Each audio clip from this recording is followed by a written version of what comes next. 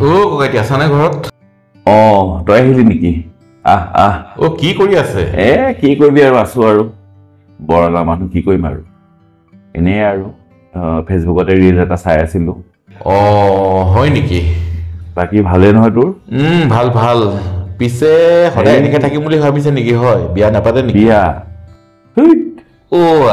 এয়া আকৌ কি? নাপাতো মই বিয়া। নেপাতে?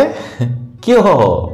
কিয় মানে তই দেখা নাই এতিয়া সেই বোৱাৰীখিনিয়ে কেনেকৈ দেহৰ অংগ উলিয়াই উলিয়াই ভিডিঅ' বনাই আছে।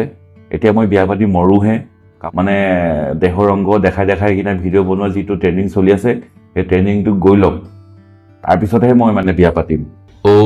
কাইলৈ যদি মোৰ মাইকী যদি আহি তেনেকুৱা ধৰণৰ যদি ভিডিঅ'বোৰ যদি বনাবলৈ বিচাৰে, মই যদি বনাবলৈ নিদিওঁ অলপ কাজিয়া হ'বনে মোৰ লগত?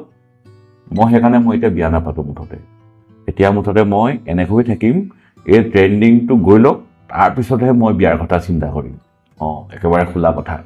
বাহ ককাইটি, আপুনি কিন্তু কিছু কথা চিন্তা কৰিছে দেই। কাৰণ মানে কি, মই কাজিয়া লাগিবলৈ মানে মোৰ মন নাই, বুজিছ নাই?